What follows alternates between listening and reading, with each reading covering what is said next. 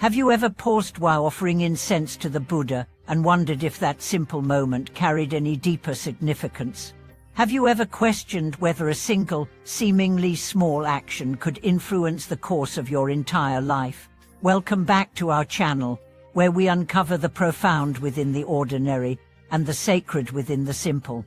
Today we explore a spiritual insight that many overlook: how one small movement, often done mindlessly during incense offering, can profoundly affect your karmic journey and the blessings you receive. Incense, in many spiritual traditions, is more than just fragrance. It is an offering, a communication, a prayer in smoke. It rises into the invisible, carrying our intentions, our gratitude, our reverence.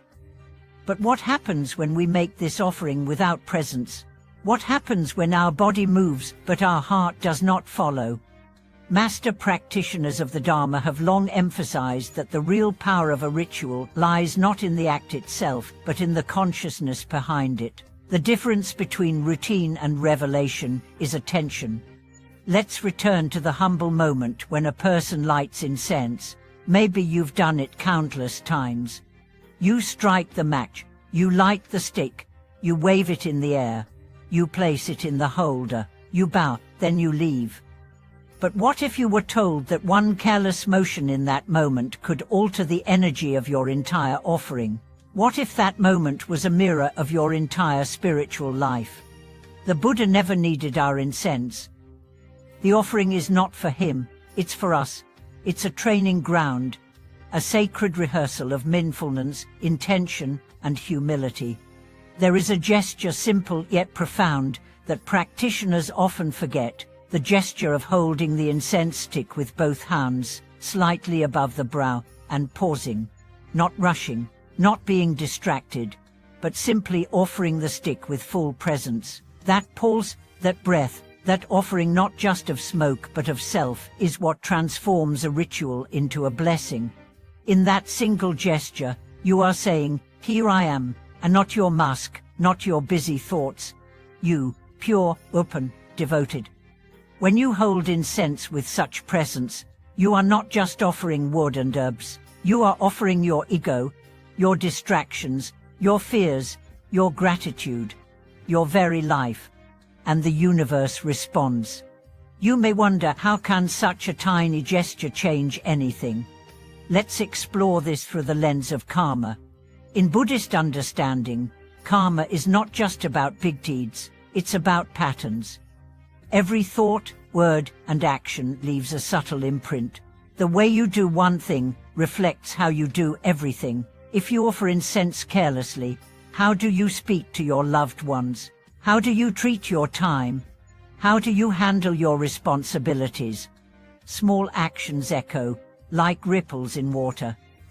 A mindless offering plants a seed of negligence. A mindful offering plants a seed of presence. And presence multiplies. It radiates into your day, into your relationships, into your destiny.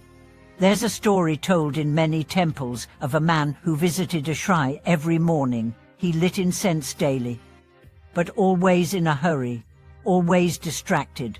One day, a monk stopped him and said that the Buddha does not need your incense, but your heart does. The man, confused, asked, "What do you mean?" But the monk replied, "It were feeding your habit, not your soul.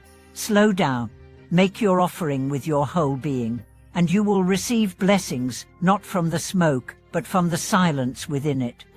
The next day, the man came early. He stood quietly. He lit the incense. He held it with both hands. He paused. He bowed with tears in his eyes, not from sadness, but from the overwhelming peace of being present. And that day, his entire life began to shift. Because it wasn't the incense that changed him. It was the presence. You see, the sacred is always present, but we are rarely present enough to meet it. The gesture of offering incense is a daily opportunity to return to the sacred, to return to yourself. To say, in this moment, I am awake. And this presence doesn't stay in the temple. It follows you. When you are mindful in your rituals, You begin to be mindful in your work, in your parenting, in your eating, in your speaking. You begin to notice beauty, to pause before reacting, to choose grace over speed, and your life becomes the offering. This is why ancient masters say, how you offer incense is how you live your life. So ask yourself, when you light incense, are you truly there? Or are you already thinking about your next task? Try this. Next time you enter a temple or even just your quiet corner, slow down. Hold the incense like a treasure. Breathe, feel its warmth, smell its essence. Raise it slowly, as if lifting your intention to the sky. Bow, not just in body, but in spirit. And as the smoke rises, let go. Let go of judgment. Let go of control. Let go of rush. Say silently, may this offering purify my thoughts. May it bring peace to others. May it awaken my heart. That is a vow. That is a practice. That is transformation. And when done with sincerity, even the smallest act becomes a doorway to the divine. Think of incense as a symbol of life itself. Fragile, fleeting, beautiful. You light it and it burns, slowly, gently, fading with time, and in that fading, it fills the air with scent. What legacy do you want to leave? What fragrance will your life offer as it burns? Every gesture matters, not because others are watching, but because your soul is. When you make an offering, whether incense, a kind word, a quiet act of service, do it fully.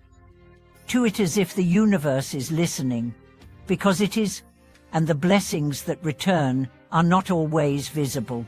They come as clarity, as strength, as unexpected peace, as inner joy. Master H.S. Yun teaches that the sacred lives in attention, that the divine doesn't demand grand offerings, just real ones, honest ones, present ones. So next time you offer incense, remember it is not about smoke, it is about soul. It is not about the Buddha receiving. It is about you returning to now, to truth, to what matters. Thank you for watching this video. If this teaching brought new awareness to your spiritual practice, share it with others. Comment with your own reflections. Subscribe and join us again as we continue exploring how even the smallest gesture can lead to the greatest awakening.